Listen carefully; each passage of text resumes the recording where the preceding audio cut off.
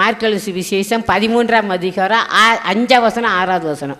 இயேசு அவர்களுக்கு பிரதியுத்தரமாக ஒருவனும் உங்களை வஞ்சியாதபடிக்கு எச்சரிக்கையாயிருங்கள். ஒருவர் என்ன செஞ்சிடக்கூடாது, வஞ்சியாதபடி.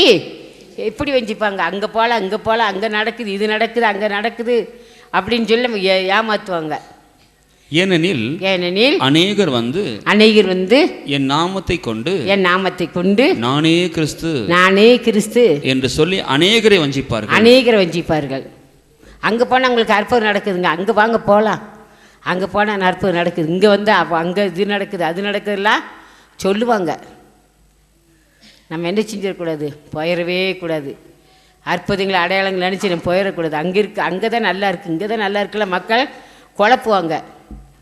நம்ம குழப்பது கேட்டு போயிடக்கூடாது. எங்கே தேவனுடைய வசனம் இருக்குதோ அங்கே தான் நம்ம இருக்கணும். தேவனுடைய வசனம் இருந்தால் தான் தேவனுடைய ராஜ்யத்துக்கு நம்ம போக முடியும். அங்கே அற்புதம் நடக்குது, இங்கே நடக்குது, அது வாங்க, அங்கே போகலாம், இங்கே போகலாம் சொல்லுவாங்க. நம்ம மற்ற அளவில் வஞ்சிக்கப்படக்கூடாது. வஞ்சிக்கிறது தான் வஞ்சிக்கிறது, மற்றவங்களால் வஞ்சிக்கப்படக்கூடாது. அங்கே போகலாம், இங்கே போகலாம், அங்கே அதெல்லாம் நடக்குது, இங்கே பாருங்கள் அற்புதம் நடக்குது, இங்கே வாங்க, அங்கே தான் இயேசு கிறிஸ்து இருக்கிறாரு அப்படிலாம் சொல்லுவாங்க. நம்ம வஞ்சிக்கப்படக்கூடாது. ஹல்லேலூயா. நம்ம ரொம்ப எச்சரிக்கையாக இருக்க வேண்டும். மார்க் சுவிசேஷம் 13ஆம் அதிகாரம் 22ஆம் வசனம் 23ஆம் வசனம். நீங்களே எச்சரிக்கையாயிருங்கள். இதோ எல்லாவற்றையும் முன்னதாக உங்களுக்கு அறிவித்திருக்கிறேன். எல்லாவற்றையும் என்ன செஞ்சுட்டார், நமக்கு முன்னதாகவே எல்லாவற்றையும் அறிவிச்சிருக்கிறார். மாத்திரம் நம்ம கையில் பைபிளையும் கொடுத்துருக்கிறாரு, படிப்பை கொடுத்துருக்கிறாரு, கண் பார்வை கொடுத்துருக்கிறாரு, எல்லாமே கொடுத்துட்டாரு. முன்பாவே உங்களுக்கு எல்லாம் அறிவிச்சிட்டாரு. ஏனெனில் கள்ள கிறிஸ்துகளும் கள்ள தீர்க்கதரிசிகளும் எழும்பி கூடுமானால் தெரிந்து கொள்ளப்பட்டவர்களையும் வஞ்சிக்கத்தக்கதாக அடையாளங்களையும் அற்புதங்களையும் செய்வார்கள். நீங்களோ எச்சரிக்கையா இருங்கள்.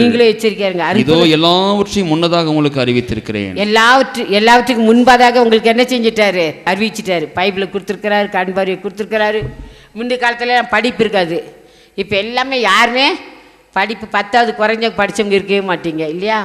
முந்தைய காலத்தில் யாரோ ஒருத்தர் தான் படிச்சிருப்பாங்க. இப்போ அப்படி இல்லை.